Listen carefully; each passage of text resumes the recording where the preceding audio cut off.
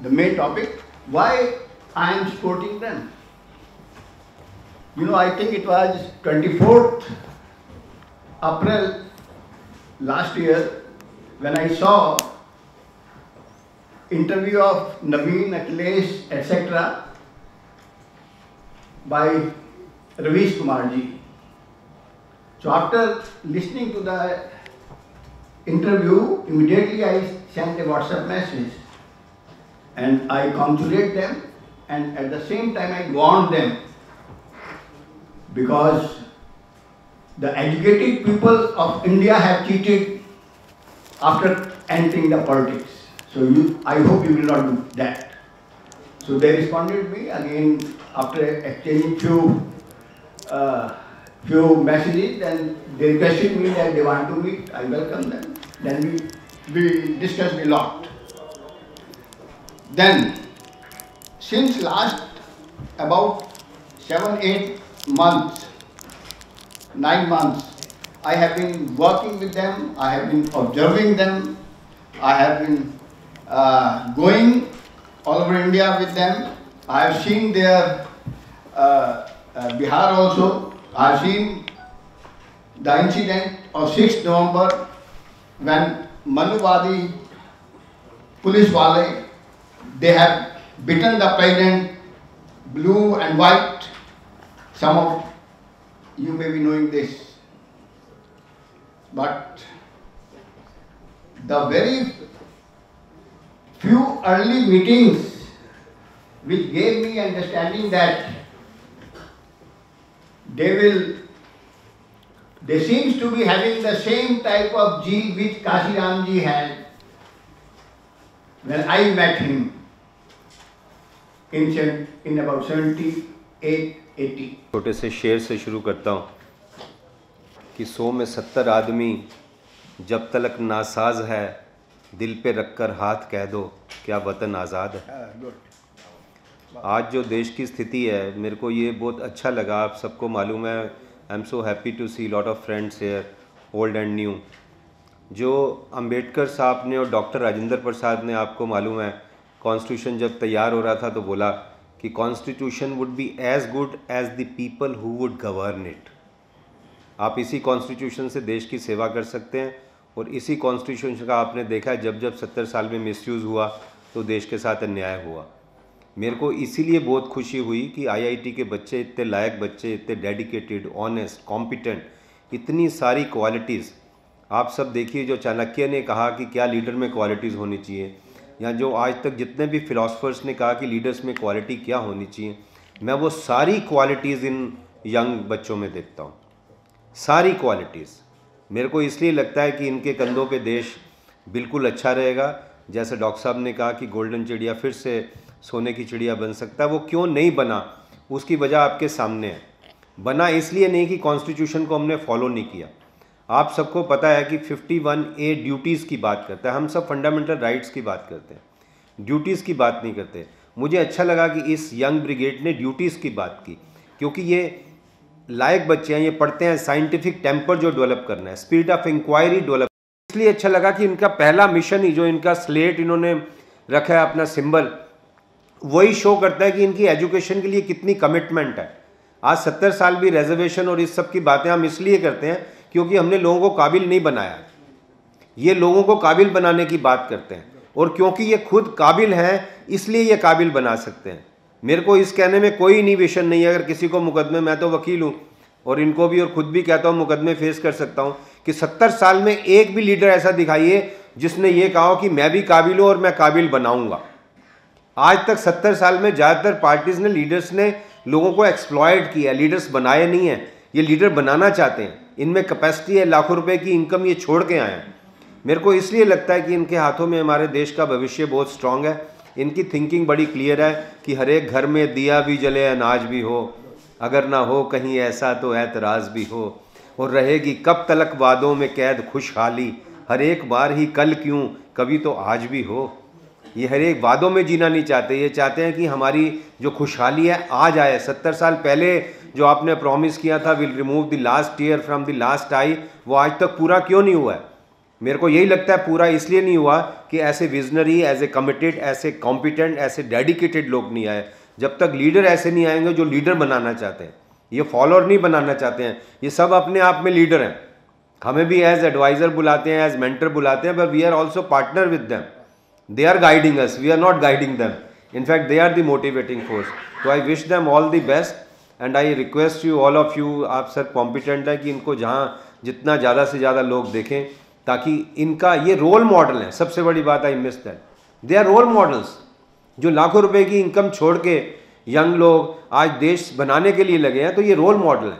ये देश को ये नहीं कह रहे कि मुझे ये चाहिए, ये बता रहे हैं देश को कि हम इतना छोड़ के हम देश के लिए ये करना चाहते हैं। तो I am very grateful to them. In fact मेरे को इनका धन्यवाद करना चाहिए कि they associate us and they consult us. Thank you very much. आपके कोई सवाल होंगे तो आप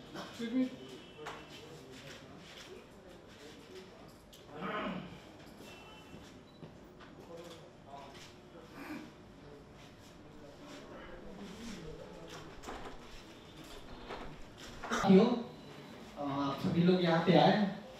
बेसिकली जब हम लोग जहाँ से पढ़ाई किए थे वो बहुत ही रूरल एरिया है, मतलब बॉर्डर बिहार का एकदम नेपाल बॉर्डर पे है। आप समझिए कि जहाँ पे मेरा घर है वो बहुत ही ज़्यादा मतलब डाउन रोडेड प्लेस है जहाँ पे हम लोग पढ़े हैं। और वहाँ से पढ़ने के बाद हमने IIT तक ट्रैवल किया और बहुत सारे चीज़ों को अप्स डाउन को हमने देखा है। फिर हम लोग गांव में ही बच्चों को पढ़ाने लगे और वहाँ से हमने बच्चों को IIT में भेजे। तो बहुत सारे हमारे जो बच्चे हैं जो अभी IIT में पढ़ते हैं, NIT में पढ़ते हैं, तो हम लोगों को क्या लगता था कि मतलब एजुकेशन से इनिशियली हम लोग को लगता था कि एजुकेशन से हम लोग ठीक कर सकते हैं, जो आज भी लगता है।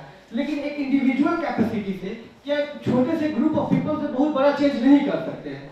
तब जाकर के हम लोगों को जो हमारा एसोसिएशन है NGO वाला, तब हम लोग को लगा कि नहीं, मतलब ऐसे करने से तो एक लाइफ मिला है, बहुत बड़े चेंज तो नहीं कर सकते, तो हम लोग को कुछ बड़ा करना चाहिए। उस बड़ा करने के लिए फिर क्या करना है, तो फिर पॉलिटिकल पावर की बात हुई और वहां से हमने एक बहुजन आजाद पार्टी के कंसेप्ट को रखा था और वहां से फिर हमने बहुजन आजाद पार्टी के लिए पूरे टीम मेंबर को जोड़ा।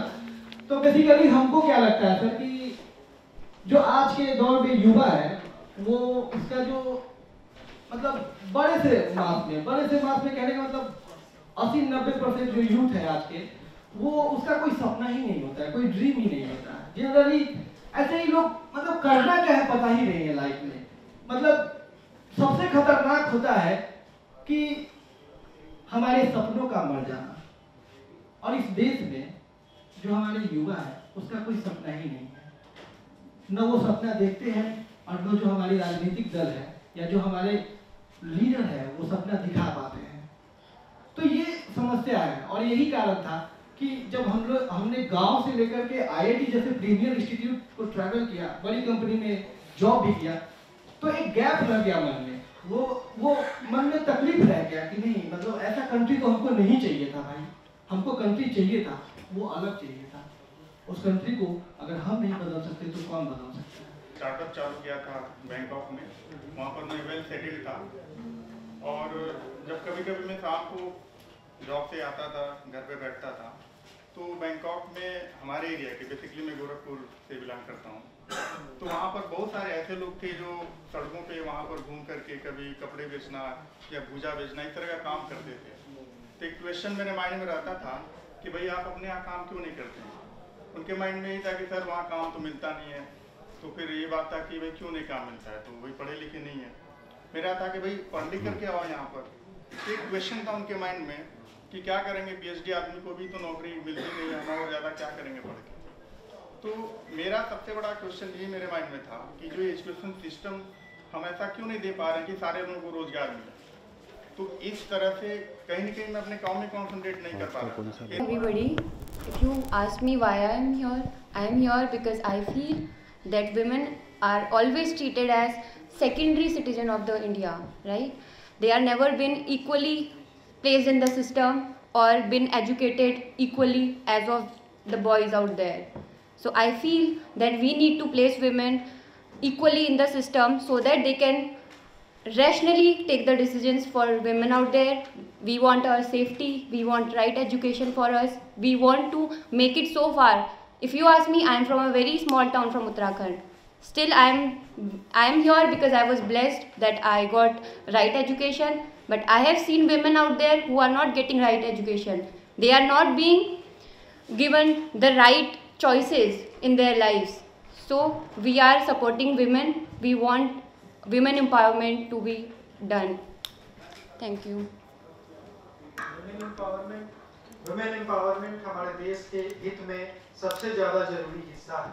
हमारे देश की आधी आबादी वुमेन्स है और उनको सबसे ज़्यादा दरकिनार करके देखा जाता है हमारी सभ्यता संस्कृति के हिसाब से अगर देखें तो। इसलिए वुमेन्स को अगर हमारे पार्टी में इतना इजीनेस फील हो रहा है तो हम लोग इस इजीनेस को बरकरार रखने के लिए प्रतिबद्ध हैं। हेलो एवरीवन, एक्चुअली हम लोग आईटी से पास आउट हैं और लोग हमसे यही कहते हैं कि इतनी अच्छी जॉब में होने के बावजूद भी तुम पॉलिटिक्स को आजकल बड़ा गंदा माना जाता है कि आप उसका पार्ट क्यों होना चाहते हो। तो मैं अपना इंस्पिरेशन, अपना मोटिवेशन मैं बताता हूँ। एक्चुअली मैं क्यों पॉलिटिकल पार्टी या इस ऑर्गेनाइजेशन के साथ हुई, या हमने क्यों ये शुरू किया। आज आप देखिए अनएम्प्लॉयमेंट जो युवाओं की सबसे बड़ी प्रॉब्लम है। प्रॉब्लम क्या है? एक तो गुड क्वालिटी एजुकेशन नहीं है। एजुकेशन अगर जैसे तैसे कोई मेहनत करके कोई कॉम्पिटिटिव एग्जामिनेशन पास भी करता है तो उसका जो रिक्रूटमेंट प्रोसेस है, आप देखिए 2 से 3 साल लग जाते हैं उसका रिक्रूटमेंट होने में। कोई ट्रांसपेरेंसी नाम की चीज़ ही नहीं है। पता ही नहीं चलता कि अगर वो उसमें उसका पार्ट नहीं है, उसको जॉब नहीं मिली तो क्यों नहीं मिली, वो पास नहीं हुआ तो क्यों नहीं हुआ। दूसरी साइड अगर आप देखेंगे कैट जैसे या जीआरई जैसे एग्जामिनेशन होते हैं, आप ऑनलाइन एग्जाम होते हैं, आप टेस्ट दीजिए, इमीडिएटली आपको पता चल जाएगा कि कितना आपका स्कोर है। बट प्रॉब्लम क्या है? इन सब रिक्रूटमेंट एजेंसी है, जो आयोग हैं, अलग अलग स्टेट्स के जो आयोग हैं, वो सिर्फ छात्रों को, स्टूडेंट्स को इधर से उधर, कभी वो कोर्ट का चक्कर काटेंगे, कभी वो आयोग जाएंगे, लास्ट में नियुक्तियां होती नहीं है। अगर किसी ने पास भी कर लिया तो उसको 2-2, 3-3 साल तक, एसएससी जैसी ऑर्गेनाइजेशन उसको रिक्रूटमेंट करने में 2-2, 3-3 साल लग जाती है। तो ये क्यों है? आखिर कब तक हम ऐसे सहते रहेंगे? क्या हम इन पॉलिटिकल पार्टीज के सिर्फ नारे लगाने और झंडा लेके चलने के लिए काम आएंगे? तो कब तक? तो ये अंदर से जो निराशा है वो अब आक्रोश में बदल चुका है। हम नहीं चाहते कि इस तरह की सिचुएशन खड़ी हो। हम चाहते हैं कि हमें रोजगार मिले, अच्छी शिक्षा मिले, अच्छी मेडिकल हेल्थ मिले। बच्चे जो हमारे यहाँ के बच्चे हैं छोटे, जिनके ऊपर देश की जिम्मेदारी है, आगे चल के वो भारत का भविष्य बनेंगे। आप देखिए नेशनल फैमिली हेल्थ का जो सर्वे है उसके अकॉर्डिंग अराउंड 42% ऐसे बच्चे हैं जो माल न्यूट्रिशन के शिकार हैं।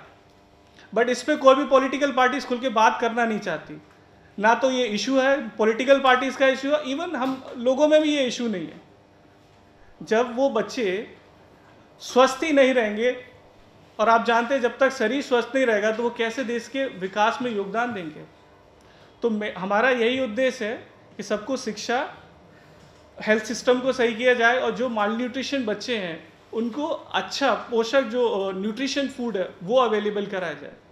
तो इसी के साथ हम लोग आगे बढ़े हैं और होपफुली हम लोग जीतेंगे। वो कहते हैं कि किसी ने, मशहूर शायर ने कहा भी है कि मंजिल मिल ही जाएगी हमें यूं भटकते हुए, गुमराह तो वो लोग हैं जो घर से निकलते ही नहीं।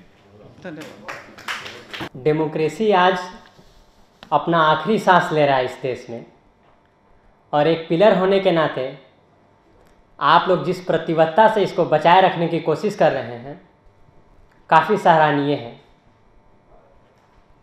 जिम्मेवारी हम यूथ पे है और बहुत ज़्यादा जिम्मेवारी है। क्यों? क्योंकि जितना युवा यह देश आज है, न ये पहले कभी था और न पहले कभी, न आगे कभी होगा।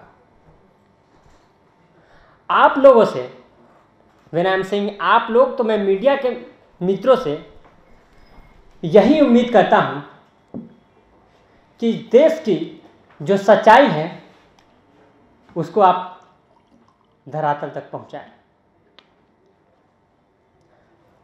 और युवाओं से मैं यही कहना चाहता हूं आपके माध्यम से कि हर दौर में एक दौर ऐसा आता है जब निराशा होती है, लेकिन मुझे ऐसा नहीं लगता है कि इतनी निराश होने की अभी ज़रूरत है। अब चूंकि जब से मैं मेन स्ट्रीम पॉलिटिक्स में आया हूं, जब से हमारी पार्टी न्यूज़ में आई है, तब से नॉट ओनली बिहार हम लोग को बहुत और भी स्टेट घूमने का मौका मिला है। और जब हम लोग गांव में जाते हैं तो हमें लगता है कि हम लोग कोई 50 IIT के लोग कोई यूनिक नहीं है। हर गांव में ऐसा शख्स मिल जाता है जो कि एक अल्टरनेटिव ढूंढ रहा है। और जब वो यूथ से बात में करता हूँ तो मुझे लगता है कि बाहर से जिन लोगों से मैं मिलता हूँ शहरों में आकर, तो ऐसा लगता है कि बहुत टफ जॉब है। लेकिन गांव में जब जाकर मैं देखता हूँ तो आई डोंट थिंक सो कि हम लोग बहुत बड़ा कोई काम करने जा रहे हैं। सब लोग इंतजार कर रहे हैं, सब लोग एक अल्टरनेटिव पॉलिटिक्स का इंतजार कर रहे हैं। ये नॉलेज का एरा है, 21वीं सदी नॉलेज का सदी होने जा रहा है। और यहाँ पर वही रूल करेगा जिसका नॉलेज पर अथॉरिटी होगा।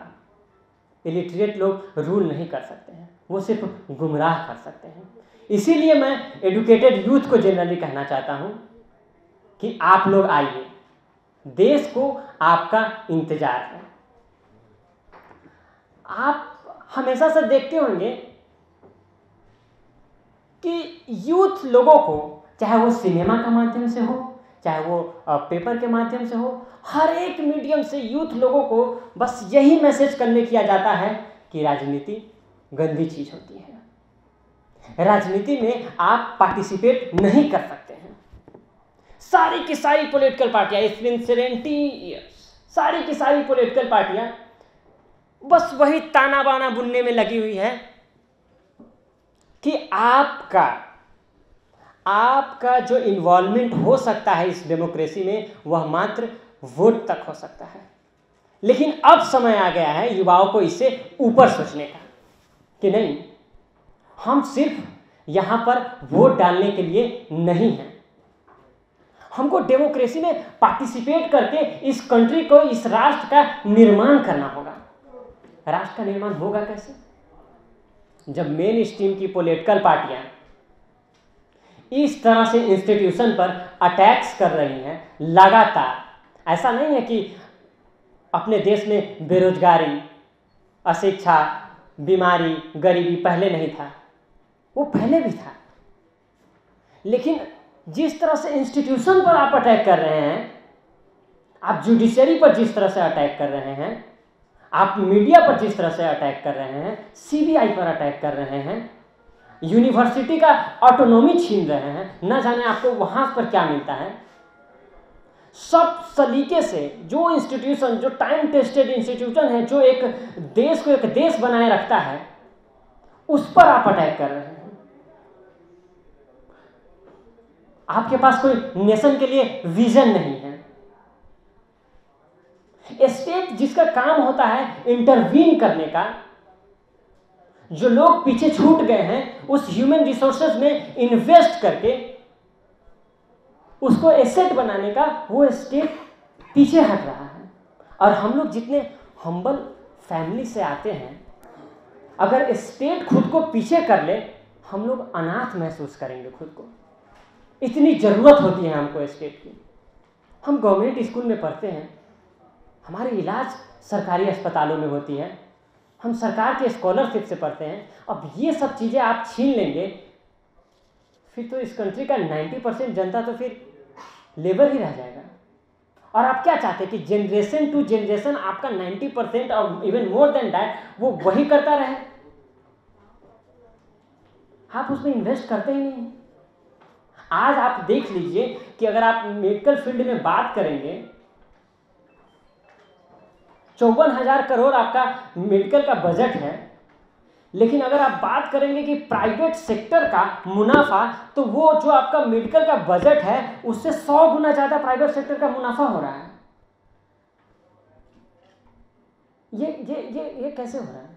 आप अगर एजुकेशन की बात करेंगे तो हायर एजुकेशन का आपका बजट होगा 56,000 करोड़ का, लेकिन जो बच्चे बाहर विदेश पढ़ने के लिए जाते हैं वो बहुत ही कम होंगे, लेकिन उसका बजट 1,20,000 करोड़ आता है। तो स्टेट खुद को इंटरवीन नहीं कर रही है। जहां पर स्टेट को इंटरवीन करना चाहिए वहां पर आप कॉर्पोरेट को लाकर रख दिए हैं। ऐसे देश नहीं चलेगा। जो बेसिक सुविधाएं हैं वो आपको हर जन तक पहुंचाना पड़ेगा। अगर आप नहीं पहुंचा सकते हैं छोड़ दीजिए ना। आप उस स्टेटस को बनाए रखने के लिए, आप खुद को वहाँ पर एस्टैब्लिश रखने के लिए आप देश को पीछे ले जा रहे हैं। और याद रखिए 5 साल में देश सिर्फ 5 साल पीछे नहीं हुआ है, 50 साल से ज़्यादा पीछे हम लोग चले गए हैं। बहुत खतरनाक दोराहे पर हम लोग खड़े हैं अभी। अगर आज हम स्पीक आउट नहीं करते हैं तो हमारा आने वाला जनरेशन रोएगा और आपसे सवाल पूछेगा कि आप क्या कर रहे थे। याद कीजिए, आपको ऐसा लगता होगा कि हम सब कुछ 2019 में हम आज़ाद हो जाएंगे, ऐसा भी आपको फील होता होगा। लेकिन अगर आप अपने विकल्प से भी सवाल नहीं पूछेंगे तो फिर दिक्कत आ जाएगी। आपको पूछना पड़ेगा कि ये सरकार साइंटिफिक टेम्पर नहीं डेवलप कर रही है, मिजरेबली फेल है, तो जो आपके पास अल्टरनेटिव है। बहुत सारे मैं यूथ को देखा हूं अभी बात करते हुए कि नहीं, अभी अगर बीजेपी सेंट्रल में है तो हम उन्हीं से सवाल पूछेंगे, हम नहीं सवाल करेंगे कांग्रेस से। लेकिन मेरा मानना है कि नहीं, अगर कांग्रेस 2014 में बंद हो गई होती, वो आगे चुनाव कॉन्टेक्स्ट नहीं करती, तो मैं सवाल नहीं पूछता। लेकिन अभी मैं सवाल पूछूंगा। अभी मैं हर एक उस महागठबंधन से जितने भी आपको पॉलिटिकल पार्टी आपको लग रही है कि अल्टरनेटिव हो सकती है, उनसे मैं सवाल पूछूंगा। और आप एज ए यूथ, आप लोगों को भी पूछना चाहिए कि हम रिजेक्ट करते हैं जो अभी सेंट्रल में गवर्नमेंट है उसको, लेकिन आप हमें क्या देंगे? क्या जो गठबंधन बनती है वो कुछ चंद लोगों का गठबंधन होने चाहिए? उसमें जनता को क्या मिल रहा है ये कौन तय करेगा? ये सवाल पूछने की जरूरत है। और मैं मीडिया के साथियों से भी यही अपील करता हूं कि जो सिचुएशन अभी हो रहा है, जो इमरजेंसी से भी खतरनाक सिचुएशन अभी होते जा रहा है, इसको लगातार दिखाते रहना आपका फर्ज बनता है। मुश्किल है लेकिन आपको करना चाहिए। साइंटिफिक टेम्पर बिना डेवलप किए हुए, बिना नेशनल गोल को डिसाइड किए हुए आप कैसे आगे बढ़ सकते हैं? आज ऑपोजिशन, और इस होप को हर गांव तक पहुंचाने में आपकी भागीदारी को सुनिश्चित करना पड़ेगा। हम लोग एक एडिशन है, अभी हम बहुत बड़ा अल्टरनेटिव नहीं बन गए हैं। जब आप यूथ लोग ज्वाइन करेंगे तब एक अल्टरनेटिव खड़ा होगा और तब जाकर राष्ट्र का निर्माण होगा। मैं अभी जो यूथ में अभी जो खामोशी है, जो डर अंदर भरा हुआ है, उसको अब निकालने की जरूरत है। और मैं यूथ से यही कहना चाहूँ, आपको असर्टिव होना पड़ेगा। हर चीज को लेकर आपको असर्टिव होना पड़ेगा। आप ऐसे हाथ पर हाथ बैठे रखेंगे तो नहीं होगा। इस मुहिम को एक आंदोलन का रूप देना पड़ेगा, एक रेवोल्यूशनरी चीज। आप जब बोलते हैं कि हमको बदलाव चाहिए, पूरी बदलाव चाहिए, तो कंप्लीट चेंज के लिए आपको कंप्लीट रेवोल्यूशन को लेकर आना पड़ेगा, तब जाकर कुछ होगा। और मैं ज्यादा समय नहीं लूंगा, बस इतना ही कहना चाहता हूं कि जब तक आप सपना देखेंगे नहीं, तब तक वो पूरा नहीं होगा। आपको एक ड्रीम, एक विजन देखना पड़ेगा। हम लोग यहाँ पर आए हैं, बहुत सारे क्वेश्चन आए कि 19 अर्लियर नो आप 20 में चुनाव लड़ना चाह रहे थे, अब अचानक से 19 में लड़ने आ गए। तो आप हम लोग को इससे जज नहीं कीजिए कि हम लोग इस इलेक्शन में उस इलेक्शन में क्या परफॉर्म कर रहे हैं, कैसे करेंगे, कैसे होगा, बहुत कम समय है। हम लोग नेक्स्ट जनरेशन के लिए आए सर। हम लोग का एवरेज एज 28 ईयर ओल्ड है। हम लोग 15 साल, 20 साल, 50 साल तक यहाँ पर हैं। और मैं बहुत ही कमिटमेंट के साथ इस बात को रख रहा हूं कि बहुजन आजाद पार्टी एक ऐसी होप है जो कि 21वीं सदी में भारत को उस ऊंचाई पर पहुंचाएगी जहां पर हम सिर्फ एशिया में नहीं इस वर्ल्ड पे राज करेंगे। धन्यवाद। क्या एनजीओ से काम कर रहे थे? कैसे आपने लॉन्च की ये पार्टी? मतलब कैसे पॉलिटिकल पार्टी बनाने का इरादा कैसे है? इससे पहले क्या कर रहे थे? अच्छा, पॉलिटिकल पार्टी बनाने का इरादा कैसे है? पॉलिटिकल पार्टी बनाने का इरादा तो सर मतलब अब हालात इतने गंभीर है। कैसे लगा आपको गंभीर? कैसे लगा गंभीर है? जब अपने स्कूल में जाते हैं ना सर, आज today I am talking about जिस स्कूल में मैं पढ़ा हूँ बिहार में, सीतामढ़ी डिस्ट्रिक्ट बरनमा हाई स्कूल से मैं पढ़ा हूँ। वहाँ पर आज जाते थे 10th का एग्जाम बैठ कर बच्चे नीचे देते हैं। आप बात करते हैं, मैं बात करता हूँ कि learning should be joyful, interesting, animated video बना कर दिखाएंगे, लेकिन वहाँ टॉयलेट फैसिलिटी नहीं है, प्रोजेक्टर कहाँ से चलेगा? तो उसमें तो बताइए कि वो स्टेट लेवल का मामला है, आपने स्टेट लेवल पे कोई काम किया? सर हर स्टेट का यही है। स्टेट नहीं, आप बिहार स्टेट का। ये सर मैं बताता हूँ, मैं बिहार के बारे में बताता हूँ, ठीक है? वहाँ आपने कोशिश किया? जरूर सर, मैं बताता हूँ। जब when I came to IIT Delhi, ठीक है, एक फाउंडेशन चलता था हमारे डिस्ट्रिक्ट में, मौका फाउंडेशन के नाम से, जो 1 से 10th के बच्चों को पढ़ाती थी। उसके बाद लेकिन वो अंडर प्रिविलेज बच्चे थे, तो they are fail to go to Kota and Delhi IIT और मेडिकल की तैयारी करने के लिए। तो हम लोग क्या किए थे, आईआईटी दिल्ली के कुछ एलुमनाई मिलकर हम लोग ये शुरू किए थे कि ऑनलाइन कोचिंग देना शुरू किए थे।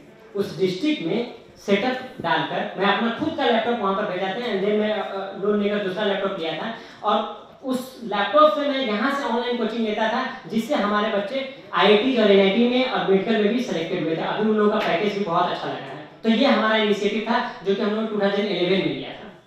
ये सर ये हम लोग का इनिशिएटिव। प्रोग्रेस हो गया आपने? तो वहाँ दूरी क्या किया? देखिए यही देख जो दरी में पढ़ रहे थे बच्चे, उनके लिए आपने क्या किया?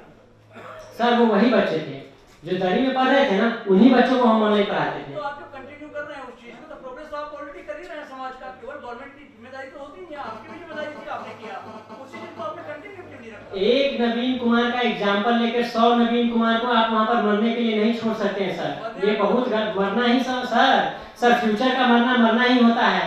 बेटर क्वालिटी एजुकेशन ना देना मरना ही होता है। जीवन भर लेबर बन के रह जाना मरना ही होता है सर, बिल्कुल मरना होता है सर। गवर्नमेंट पावर गवर्नमेंट के पास है, तो responsibility must go to government itself. आपके पास नहीं, आप नहीं कर सकते, छोड़ दीजिए, हम गवर्नमेंट चला देंगे। ये मैं करना चाहता हूँ सर। गवर्नमेंट अगर नहीं कर सकती है ना, मैं कर सकता हूँ गवर्नमेंट में आके, और मैं करूँगा, और ये आप देखिएगा सर। बहुत बढ़िया, बहुत अच्छा। So it's a very fascinating concept, but I want to understand on your banner, I see you have mentioned the bank account details. How are you raising funds, number one, and number two, I want to know, it takes a lot of effort from the kind of areas you come from, very backward areas, some of you mentioned, and you must have really struggled to get into IITs. So when you decided to launch this party, what was it like with your family? Did your parents not say you've gone bonkers? What are you doing? Good question. Yeah. बहुत issues I थी। पहले मैं जैसे आपका question था उसी से शुरू करता हूँ। फंड का ये है कि जो जिनके लिए काम करता है फंड उनको वहीं से मिलता है ज़्यादातर। जैसे अदानी अंबानी से अभी करेंट गवर्नमेंट को मिल रहा है, उसी तरह हम लोग ग्राउंड स्टूडेंट के लिए काम कर रहे हैं, तो गांव से ही हम लोग का फंड आता है। हाँ, एक बात जरूर है कि प्रेस्टिजियस इंस्टीट्यूट लाइक आईआईटी में पढ़ने का एक फायदा जरूर होता है कि हम लोग का एलुमनाई विंग जो है काफ़ी स्ट्रांग होता है, तो आईआईटी से फंड हम लोग का एलुमनाई से भी बहुत सपोर्ट हो रहा है।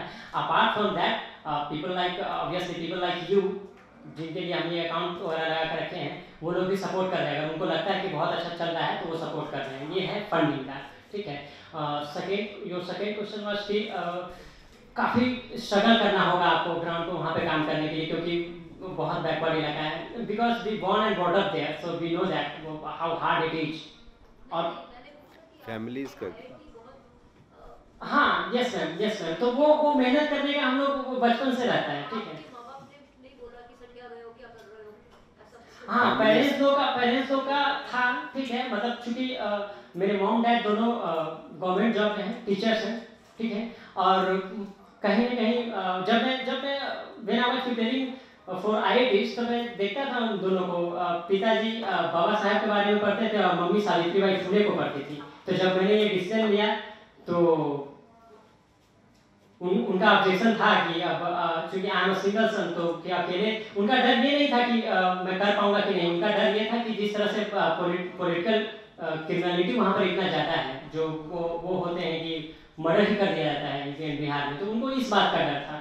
बाकी वो मेरे घर पे ही लगा था कि गुलामों को गुलामी का एहसास दिला दो, वो अपना जंजीर खुद तोड़ देंगे। तो मेरे पेरेंट्स को लगा कि शायद इसको एहसास हो गया है, जंजीर तोड़ लेगा। बहुत बढ़िया, बहुत अच्छा।